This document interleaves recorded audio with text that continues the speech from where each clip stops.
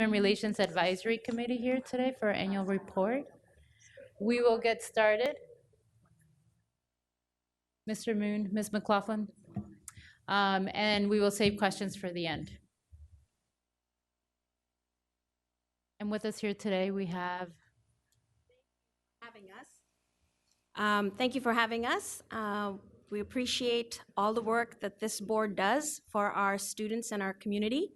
And thank you, Dr. Garza, for all that you do to ensure an excellence in our system. We're very grateful to be here. My name is Shasta Keating, and I co-chair the Human Relations Advisory Committee with Trong Nguyen. We're pleased to be here along with Kevin Sills and with Alice O'Neill, who've been instrumental, as well as our committee. This truly is the work of several hardworking community members. I would also like to recognize Cindy Trinka from FCPS staff, who has been helpful, and many of our committee members that are present today in show of support for our presentation. Would you like to yes, talk about? And we would like to give a huge thanks to Kevin and Alice. If I could just have just a second of personal privilege. Alice has been with FCPS for 28 years, and she has spearheaded the HRAC from the staff's point of view for the last couple of years. And before that, we gave her a break, but before that, she did it for a while. And actually, she's not working today. She's here as a retiree, but it was important enough for her. She wanted to see how things went. So we really have to thank Alice for all her hard work for the HRAC. I would also like to add a few of our guest speakers that came to several of our committee meetings. There was Tammy Sisk and Rick Stegman, both from Instructional Technology, and they provided excellent information on what the system is doing on digital citizenship. There was Ted Davis, because one of our charters was to look at technology, and he was detailed and thoughtful and provided information as well as a presentation. We would also like to acknowledge Jennifer Spears, who's the education specialist from the Department of Special Services, and she really helped us a lot with the application system that captures bullying and harassment data, which was one of the important things that we analyzed. So we are grateful for the well thought through and meaningful charge that you had assigned to the Human Relations Advisory Committee this year. And per your request, we primarily focused on applications, reporting, training, monitoring, addressing areas of concern, education, and prevention. As a committee, there was a lot of interest, and you will see as we walk through the report, on the idea of prevention. We actually thought that FCPS does an excellent job of intervention when it comes to human relations in our system, and we wanted to spend quite a bit of time thinking through prevention. In response to the charge, our committee divided into 3 subcommittees. One of them was reporting, monitoring, and the application itself. The second one was training and education, and the third was prevention. Under prevention, we focused on 2 aspects: cultural competency and technology. We followed a process in which to analyze the information. First, we looked at the federal requirement for the Office of Civil Rights, because that is really how the BHMS, or the database collecting the information on incidences, was born. And we also looked at the current state of affairs. So we wanted to know what FCPS is doing right, and did a sort of a capability analysis. And Trung, would you like to cover that for us? Sure. So the HRC began working on its charge in September of 2015. So we were continuing the charge from the year before. We further refined this when the form got refined for the 2015-2016 school year. The electronic form, was completed by school principals and vice principals and intended to capture data on incidents which have occurred on school grounds. So as a baseline, we wanted to briefly touch on what bullying is. Within the Students' Rights and Responsibilities Handbook, bullying is described as any aggressive and unwanted behavior that is intended to harm, intimidate, or humiliate the victim, involves a real or perceived power imbalance between the aggressor or aggressors and the victim, and is repeated over time and can cause severe emotional trauma. Bullying also includes cyberbullying, which has become much more prevalent in recent years. Bullying does not include ordinary teasing, horseplay, argument, or peer conflict. Furthermore, this can be physical, verbal, or emotional teasing or intimidation, and can include other students to engage in the same behavior or exclude the student from any activities at school. For cyberbullying, which is something we specifically looked at, refers to threats by one student toward another, typically through text messages, emails, or social media and websites. It involves using electronics to communicate deliberate, hostile, hurtful messages intended to harm others. It includes sending mean, vulgar, threatening messages, images, memes, everything within that spectrum, and it's meant to denigrate their peers as well. Students are taught about bullying as a part of their health and counseling curriculum using age-appropriate language and examples. The curriculum is age-appropriate and expands to meet the needs of older and more mature students over time. These lessons help students better recognize bullying, harassment, sexual harassment, hostile environments, and how to report incidences if they experience any of these or any other unwanted behaviors.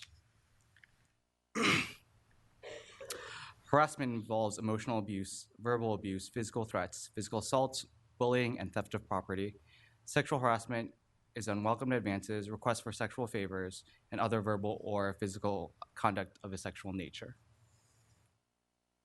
The next thing that we looked at is the process that we follow here at FCPS and what we might want to think about as we analyze prevention in particular. So allegations of bullying may come from any stakeholders, in the community, including teachers, custodians, parents, students, or administrators. Once an allegation is made, administration begins an investigation by interviewing the alleged victim, and we fall into a well-thought-through process. One thing that we did is, as we started to analyze, we augmented some ideas based on the recommendations and provided this infographic for you. And essentially, we looked at the fact that the application and reporting is happening through the BHMS, and what are the different things that we can do as we look at that data, analyze that data, intervene, analyze the inventions, develop action plans, enhance and augment training and education, and again, build prevention processes. So the recommendations that we came up with were very grounded in this idea of a somewhat of a shift from intervention into prevention. In reporting, and so I'll go through the high-level recommendations from each committee. In reporting, monitoring, and application, the thing that we wanted you to consider is the examination of the interoperability of data. So we have data that's being captured in many different systems within FCPS, right? We have eCart, we have SIS, we have the BHMS.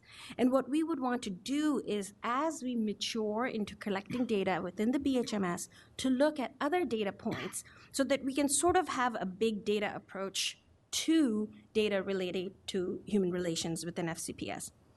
In training and education, in that subcommittee, our main focus, we thought that the schools did an excellent job. I have 2 kids in the system, of providing a lot of experiences for children. So the counselors will have sessions, the teachers are involved, there is the anti-bullying week, but we thought that a very concentrated, thought-through approach of engaging parents in this discussion and providing them the resources and potential training and providing them the opportunity to understand these behaviors might be helpful. In the prevention subcommittee, we looked at 2 areas, as I had mentioned earlier. Within cultural competency, one of the things that we thought, again, FCPS is an incredible, mature system, and we do a lot in terms of cultural competency already. One thing that we found was this dual capacity building framework for family-school partnerships. And this is being used, this was developed by the Department of Education. I'm sure many of you are familiar with it, but it's being used very effectively in Arlington Public Schools. So we thought that we might suggest that FCPS take a look at how this framework might work together with or augment the work that we're already doing on family engagement. The second piece that we looked at was technology, and this is where we really there were a couple of experts in technology on our committee, and we looked at the idea of data analytics. And everybody said that it was really important to not just look at the data in silos, but to look at the combined effect of the data, and to analyze the data, and not just for intervention strategies, but for prevention strategies, so that essentially, there are requirements from the federal government of this particular data should be collected, and there'll be reporting that will be available to you based on the data that we're already collecting or that's required to be collected. But what we would, as a committee, decided is that it would be really useful as we're building the system and enhancing it over the next year, is to look at how to connect the different data points around that we've already captured, and then to analyze it more meaningfully as opposed to just meeting the base requirement from the federal government. So that was the sort of essence of the high-level recommendations. There are detailed recommendations. I'm so grateful for the different subcommittees because they worked incredibly well and often late to think about the different ways that they might enhance each of their subcommittees, and you can review detailed ideas about within each of those sections. The final thing that we came up with is we wanted to provide some input into the charge for next year. And because we want to continue the focus and the research on prevention, we wanted to think about the concept of empathy. We thought that went extremely well with our strategic goal of creating a caring culture. And we're beginning to look at the research around this, and there is a good body of material that I think the committee could sink their teeth into and deliver some great information for us to use research and empathy to get to prevention. So that was an incredibly meaningful and rewarding year in looking at human relations at FCPS. Thank you very much for this report. Before I take questions, are there questions right now? Yes, Ms. Strauss. Well, I will come back after Ms. Strauss. Okay, great. Thank you all very much. It's good to see you all. And I don't know if this is covered. I know that with our new bully prevention, I know what happens at the student-to-student level, particularly with the younger children, what happens if a bullying situation occurs, yada, yada, yada. And in collecting the data, what do we know so far? I guess that's my question, because this has only been, is this the first year, the second year? How long? First year? This is the second full year of implementation, so they're just finishing data collection and analysis of the first year. Okay, so we probably don't know anything yet, do we? I guess that's my question. The data is still being collected, and we're still, as far as we know, still sifting through it and putting it and trying to track those trends. But with only a year of data, we can't create a baseline or do any forecasting or trends. But what we were able to find, the Office of Equity and Employer Relations worked with, Jane. I saw Jane a second ago, but with the folks in ISS to put together the training. And just from the anecdotal and also the initial reports we got from the first year, we saw that there was a lot of underreporting. From what we saw just from the information that comes into both of our offices. And that helped us tweak the training to move towards more incidents being reported. Because the whole point of the BHMS system was to not just have a compendium of founded incidents, but to actually have reported incidents. And then able to provide us the ability to sort those into the different buckets, of a report was made, but it was nothing, or it was just horseplay, a 5-year-old and a 5-year-old, ranging to whether or not there was an incident that truly constituted an action taken against a student or a group of students based upon discriminatory purposes. And so we are seeing anecdotally over this second year far more reporting of just the incidents, as well as a greater, and I have to give kudos to our staff, specifically at the schools. The schools have always done a very good job of handling the issues, but now the schools are doing even a better job of documenting how those issues have been investigated and analyzed, so that if we ever do have a third party come and look into what happened, we can have the information and the data to say that FCPS took all appropriate steps to not only protect the children, but to protect FCPS against liability. Right, because I guess what it comes down to, since we don't exactly know what we have yet, whether or not there are significant trends that we need to pay attention to. I know that we believe that we're going to do cultural competency training, et cetera, but whether or not we know certain groups or categories of children who are more at risk, whether or not we actually have that data, that would be very important and very telling. And that's data that we are going to be collecting. One trend that we have really seen in terms of how things are handled, when we saw the uptick in the incidents reported, we didn't see an uptick in the number of founded. So we are seeing that our folks are well equipped and well trained to really handle the issues. I think a lot of times the principals and the administrators don't get enough credit for how well they deal with the non-vanilla situations, but they really truly do. And then my last question in the data as it comes in. Obviously, use of technology, cyberbullying is huge concern or what have you. Do you have anything else that you can share with us that you know now about?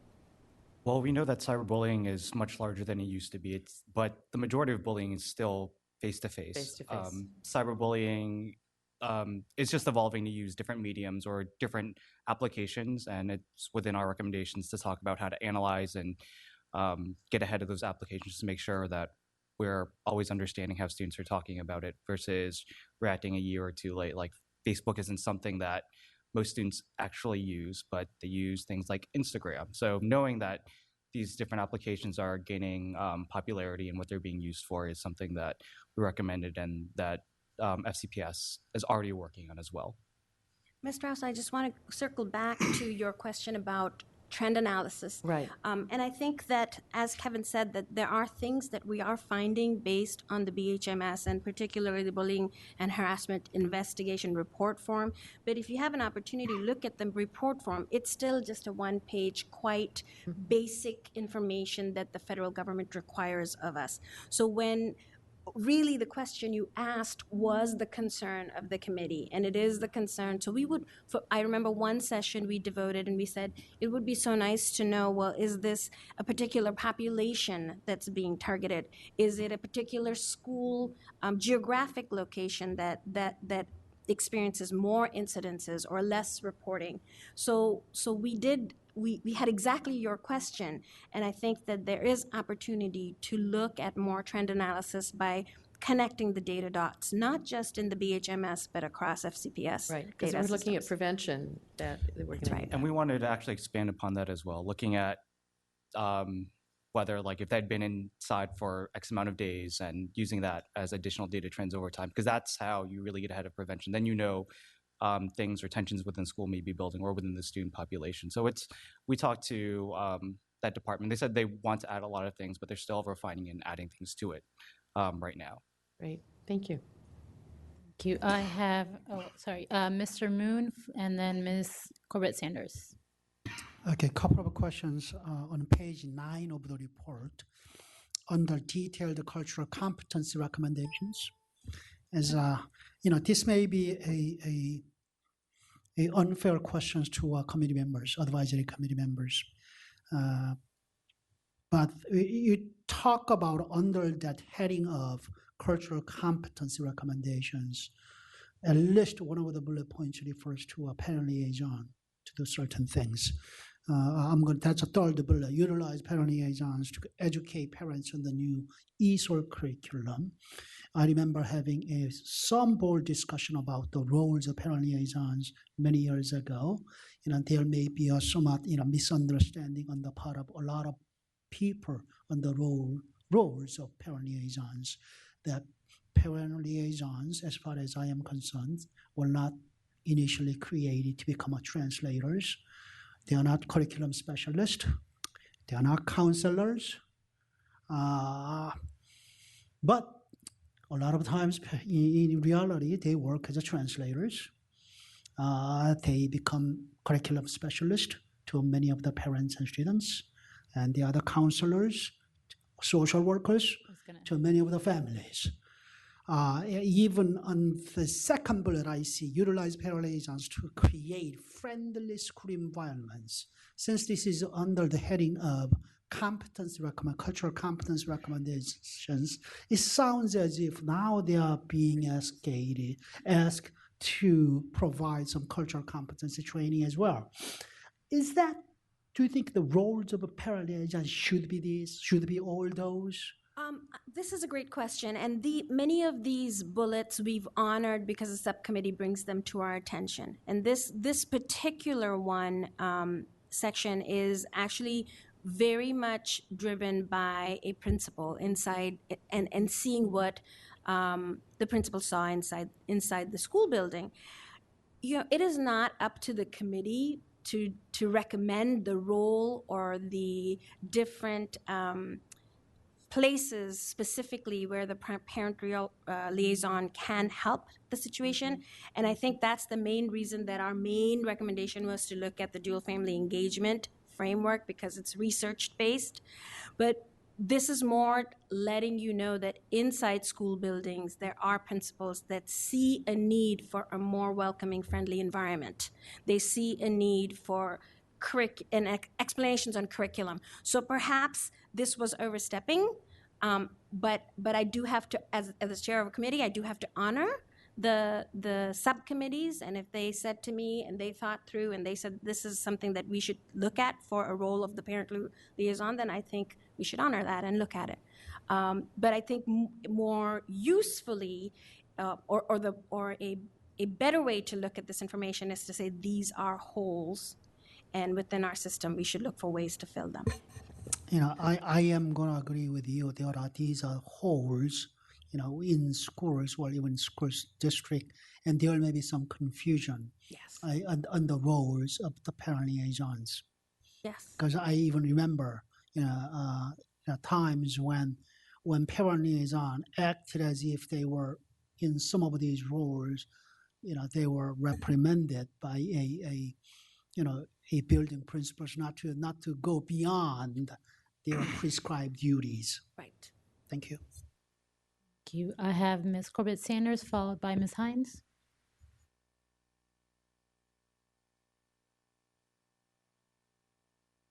And thank you for your service for the past year. I know that you all are passionate about what you're doing and have put a lot of effort into this. I just have a couple of questions and comments. The first is you talk about the dual capacity building framework for school partnerships. Can you tell me the top 3 takeaways you have from that framework that you think we need to do that we're not doing? Yes, and I think that really just goes back to the holes that Mr. Moon just highlighted. I think there's a lot of good things in play. If you look at the details under the strategic goal of a caring culture, we cover some of those. I think broadly, I would say the most important thing that I found in the dual capacity framework was that we need to look at both the needs of, and this, it's sort of, sometimes there's a lot of power in simplicity. We need to look at both the needs of the incoming student, the incoming family, and the competencies within our building and within our system. So for certain things that are very natural to us in terms of, say, foreign language advocacy, right? Many people would say, we really believe this, we're looking for global citizens, we're gonna fight for this because it's the right thing to do. And that idea of advocacy may not be natural at all to so many cultures that attend school within FCPS, yet extremely meaningful to what they bring to the table and how they can enhance our system. So I would say the biggest takeaway, instead of talking about the 3, would be to really look at both capacities and try to be very critical in the way that we're currently meeting the needs of these students and be very thoughtful in improving them. Okay, and similarly, you talk about your charge next year and wanting to focus on empathy, which is very intriguing, and could you flesh that out a little bit more? Yes. I know empathy is kind of an esoteric concept, but when we talk about empathy, we talk about some research that has gone into in the last few years, specifically on creating different types of culture, specifically with cognitive behavioral therapy. And we looked at multiple places. We looked at Central Africa and war zones and how they use different methods to get students back into learning. Looked at Chicago's school system, and we looked at the UK's nudge unit as well. And there are a lot of different ways that you can talk about how to communicate with stakeholders and with administrators and teachers, and how you can, just for a few hours a week, really get like 1,000% return on your investment for what you're getting. So in the UK, they use it for a number of things, helping to understand what domestic violence is. In Chicago, was helping students coming back from juvenile prison and getting them reintegrated into schools. And in Central Africa, dealing with extreme trauma. And so when we talk about empathy, it's not just like, it's not something that is esoteric. It's actually a system that's been used in other places that gets students to achieve higher academic goals while dealing with much harder situations. So when we talk about bullying and the emotional trauma it causes, this empathy type training can heal those scars and continue them within the school system. And the committee kind of saw that kind of role of empathy as almost a continuation of both the prevention as well as the healing, as Trung was just saying, for the bullying, but then also it dovetails nicely into the caring culture that is part of our Ignite program. And it's not just for students, it's not just for faculty, it's for everybody who's part of the FCPS community. So I think empathy is esoteric and tangible at the same time. It's tangible, as Trung was saying, in terms of how to move the ball forward towards creating a better environment and a supportive environment, and trying to see if there are real life examples and real mechanisms that we can use to help both employees as well as community members and our students kind of work towards the issues and bring resolution. Excellent. That's a really good question. There is a huge body of research that would be useful to tap. I'll point to the Harvard Graduate School of Education and Richard Weisbord's work. And when we think about there's this one article in particular that I read, and it's a report, and it's The Children We Mean to Raise. And it really made me think of a lot of different scholars. Some of the things that it brings to the fore is says, hey, we want opportunities for children to practice caring and helpfulness. This is a really simple thing, right? But it ties so closely to Howard Gardner's work on the ethical mind. Well, how do we create this ethical mind? Or if you think about zooming in or zooming out, which is one of the recommendations, which is around perspective taking, it points to nicely again to our Portrait the Graduate and Galinsky's work on perspective taking. If you look about the fact that we want kids to make mistakes, it easily points us to the school buildings and the principals that have really infused Carol Dweck's work on taking on challenges and learning through failure. So I feel that there is research that points us to unpack, as you asked this word. There's also research that points to the decline in empathy, and I think it's important to take the time, and I guess that's what we're really asking for, is the idea that since you guys have committed to caring culture, and since our committee is extremely interested in continuing work on prevention, that maybe empathy would provide that roadmap to build that link. And Kevin brings up nicely the healing from this behavior as well. Very intriguing, and thank you for that explanation. Would love to see more work in that area. And just my last comment is on the digital citizenship. I'm a little concerned that some of the language is a bit dated, that it is limited to websites and email, and I would encourage that we look broader than that to include some of the applications in cloud computing environment, and making students and their parents more aware of both the opportunities and the threats. And along those lines, I know that when we have kids do athletics, we now require concussion screening and the parents having to take a tutorial on concussions. I often think it's interesting that we do that, but we don't do something on digital citizenship in the same way. We couldn't agree more in terms of, whether that's digital citizenship or more broadly peer-to-peer behaviors, whatever we can do to engage parents in that conversation will sure benefit our children. Thank you. I have Ms. Hines, followed by Mr. Arnett Kofax.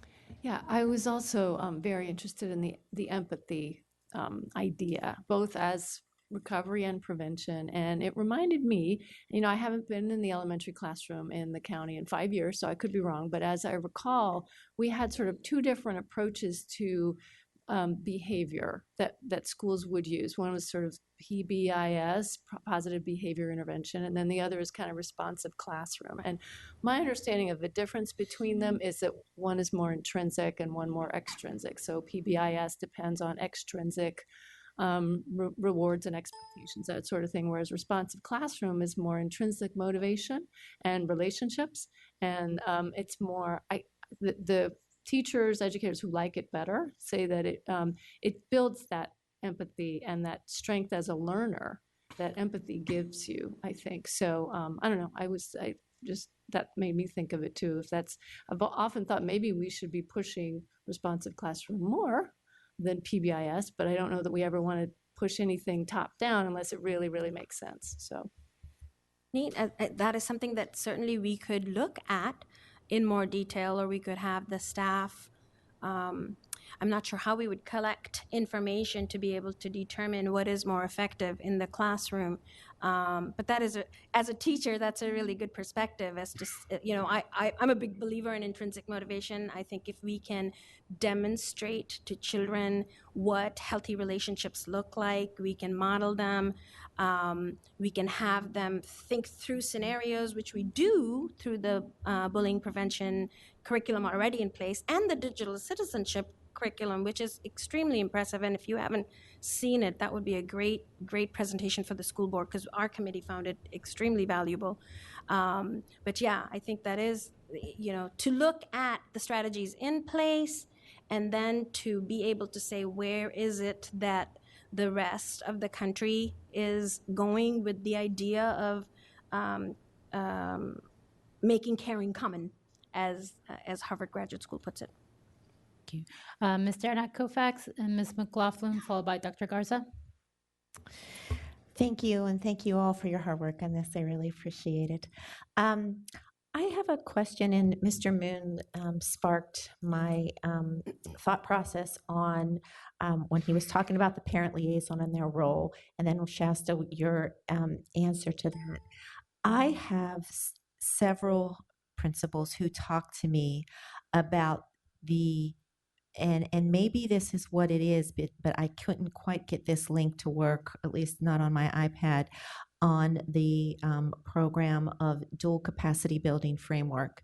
Because when we have a lot of newcomers to our schools and their expectations are different, our expectations are different than where they were in their home country. Principals talk to me about the need for cultural competency training for all of us to understand what, why they may or may not be participating.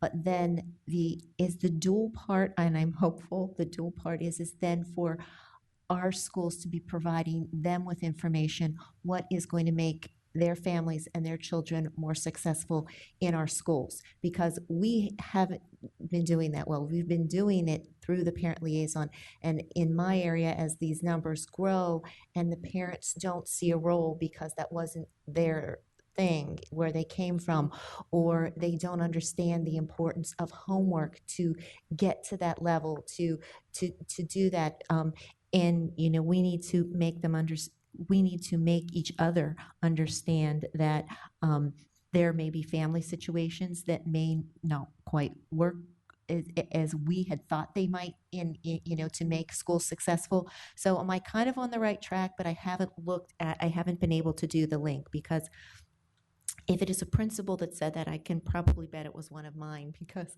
and even if it wasn't, it's definitely in need, and it's definitely something I've talked about before, where it's a dual process to make, I'm repeating myself now, to make not only those of us who are here, to make us understand what their culture brings and why they may or may not participate, but also now that they're here, how they can be most successful. You absolutely nailed it. And it's so interesting because when I was looking, when we were exploring this as a committee, and when I was looking for a way to say, okay, there are, we're a melting pot. I mean, how Right. many languages do we speak in FCPS? Over 100, maybe 200.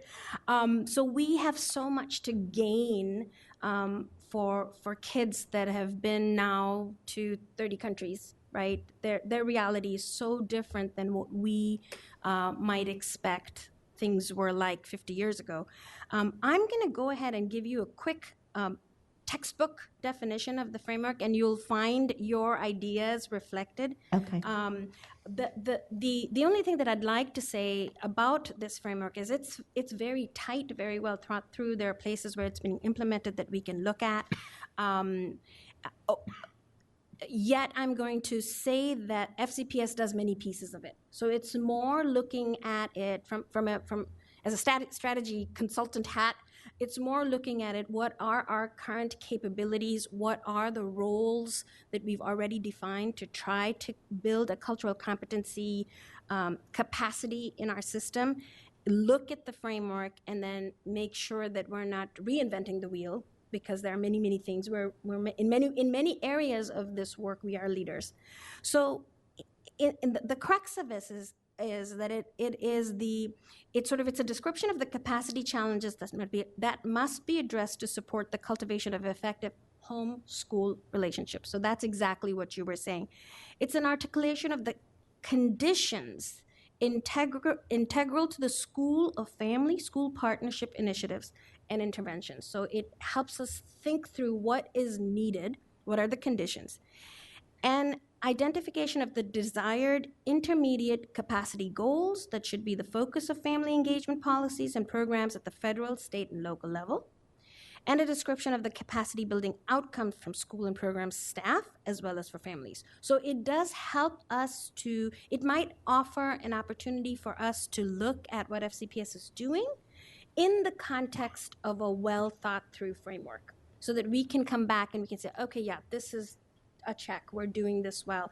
Or it may be from a change management perspective, this is a role that the principal can play, or the classroom teacher can play, or the counselors can play with this hat of cultural competency. I hope Right. that helps you. Yeah, it does, and it kind of probably, I mean, I would think that if you just look at our structure, you would think the parent liaison could fulfill that role, even though, that may not be the intent. But it's a logical part of the team that could fulfill that. Right. We also have another recommendation within there that addresses your point of communities that are coming here and working with organizations within the community that are already a part of it, so that they have easy access or easier way to interface. I've worked with parent liaisons in the past, helping Vietnamese families that came here. It is unfair to expect every parent liaison to be able to act as an interpreter or a Right. translator due to the breadth of languages and even then the dialects within those languages. So by having the parent liaisons act as an initial point of interface with organizations within the community, it lessens the resources you need from FCPS and expands it to all educational stakeholders, which is really where students are part of it, not just within FCPS. It's the entire community that we need to be addressing at the same time.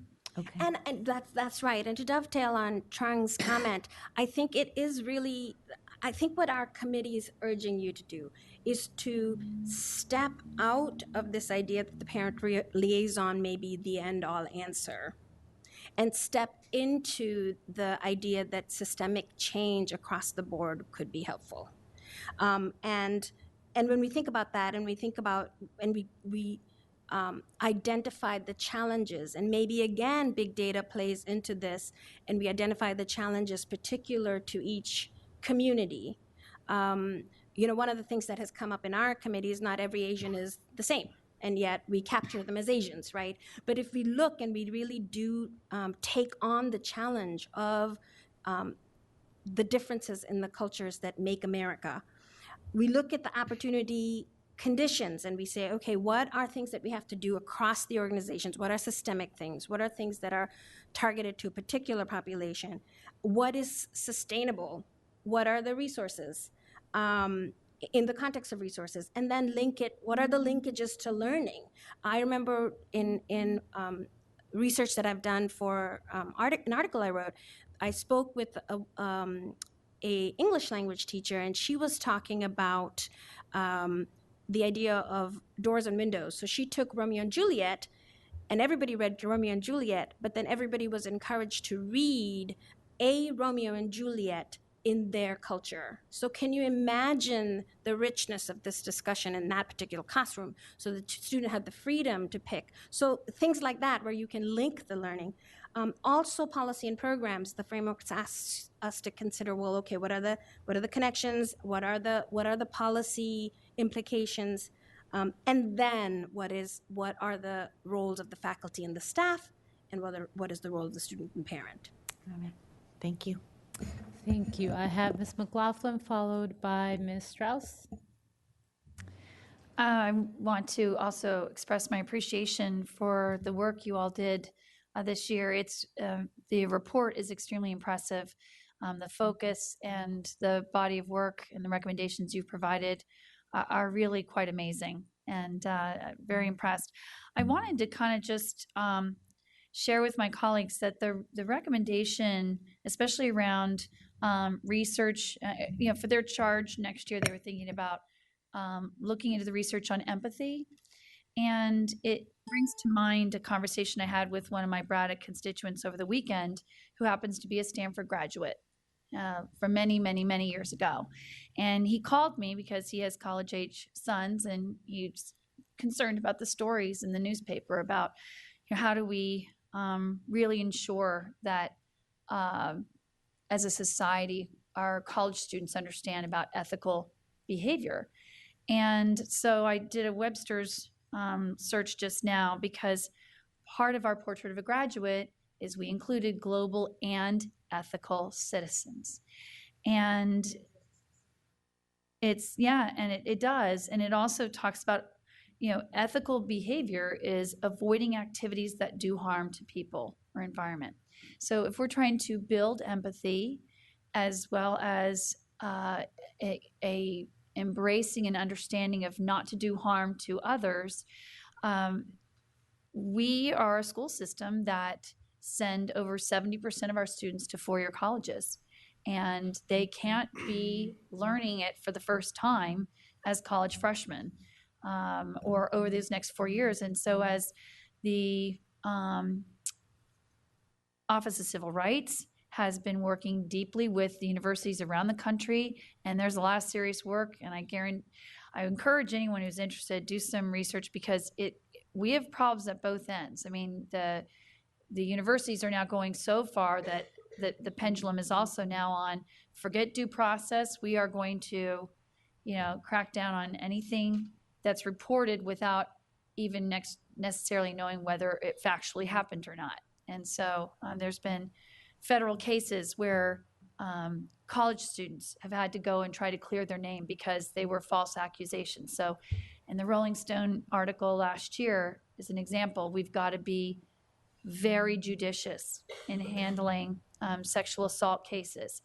And that's why I think about what you've brought us here, and the timeliness of just thinking about how do we not only educate our students for academic success, but lifelong success. And it is going to be being an ethical citizen. And so Dr. Garza, I would just, want to say that the work that they've brought us and the recommendations here, I don't know the vehicle on how we deliver this, if it's all part of our FLE and our student health curriculum, because we are talking about health and well-being, wherever this would fit in. But I do think we will be doing a great service to our FCPS students and our society if we can build in ethical behavior as part of their education.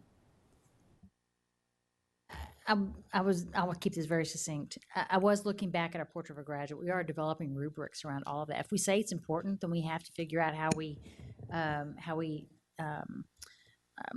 embed it within our work and how we measure it and how we say that we've done it, right?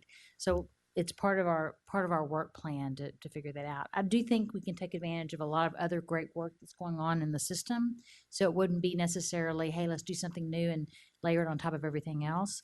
You pointed out a couple of really good examples. I think that are ones that we can look at. Restorative justice also has an element of this in it that it aligns well. So I think there's some things that we can take that we're already doing well in different places and really make it part of our overall curriculum. Thank you. Ms. Strauss? Shasta, you had mentioned about how when we code all of our subgroups of our children, that we really are limited by the federal categories, and we include the world. And if we're going to do an understanding of who we all are, and whether it's empathy, whether it's finding the common human stories from every culture, every place, Romeo and Juliet, I love that. The question, and I guess this is also Dr. Garza, because I know I talked about this with other people, what is our ability to find out who we are in a more granular level? Because I think we plan better. We understand our student needs. There was also, I believe, another story about sort of the stereotype of the very high achieving Tiger Mom Asian piece, and then kids who don't fit that, whether or not within their family, but then it is sort of that stressor of allowing the diversity, the true diversity that is that we have, and then using that appropriately. But that's right now, we just have these subgroups which don't tell us a lot, don't tell us enough. I think there's some hard actions that we sort of discussed within our recommendations. Talking about on a very practical level, just adding a few lines of code into our forms to say, add selection boxes for Vietnamese or Chinese or Korean or Indian or Pakistani. Those are all very different cultures that are kind of grouped together. So I think that's just a practical thing that we can do. Right. There is a study that's just about to begin with the U.S. Department of Education along with the VDOE. We've agreed to be a part of some of that work, and they're looking specifically at how we parse out exactly the way you just described. We don't know all the elements of that just yet, but this is something that the U.S. Department of Education is looking at. I don't know if Dr. Duran's in here right now, but he's kind of been our contact for that. So I think moving down the road, they will try to separate out a little bit better some of the very groups. Great. I think that would improve us a lot in Fairfax County. I also think this isn't unique to us. Like Dr. Garza just mentioned, I think we will have a lot of, we tend to be leaders, so our burden is higher. But I think that I agree that that's exactly the direction we're going to. And I think many urban school systems are facing this challenge and how to best incorporate cultural competency into their system. So I think that I'm a big believer in hope. Thank you. I am too, Shasta. Yes. And Ms. McLaughlin, I'd just like to quickly go back to your comment. Some of the research that I found really interesting is the stuff on turning the tide, and the universe has a way of putting things in the same day. And we talked a lot about, I had the opportunity to listen to the folks on the grading policy and achievement.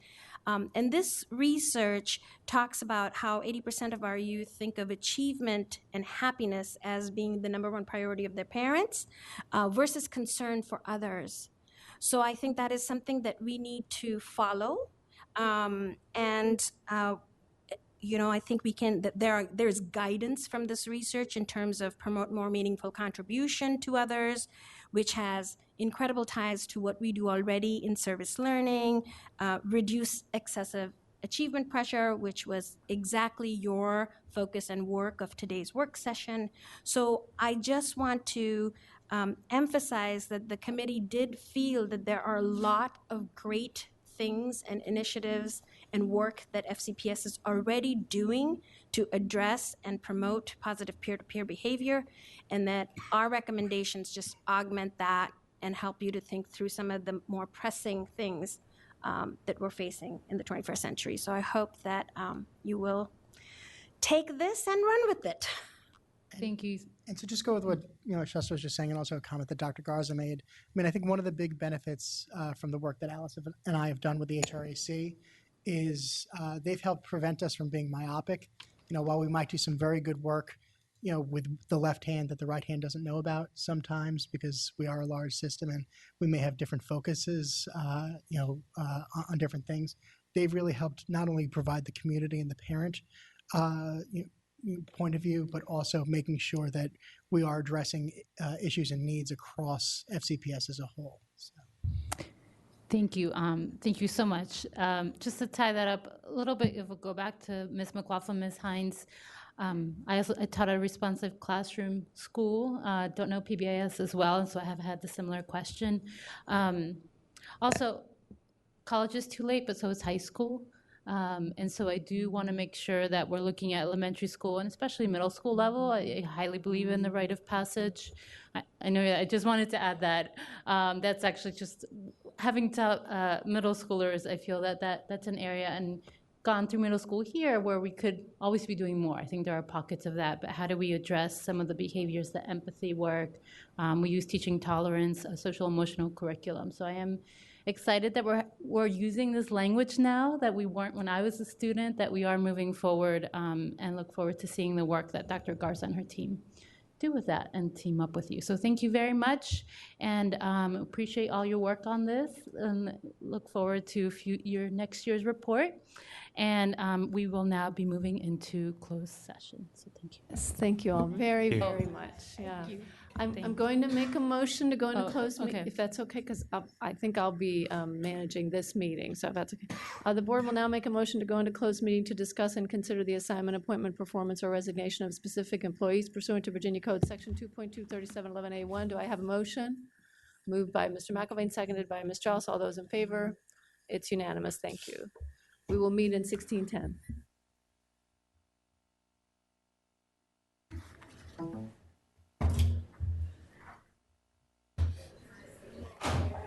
Excellent. This air conditioner's killing me. You what? The air. Oh, I'm so sorry.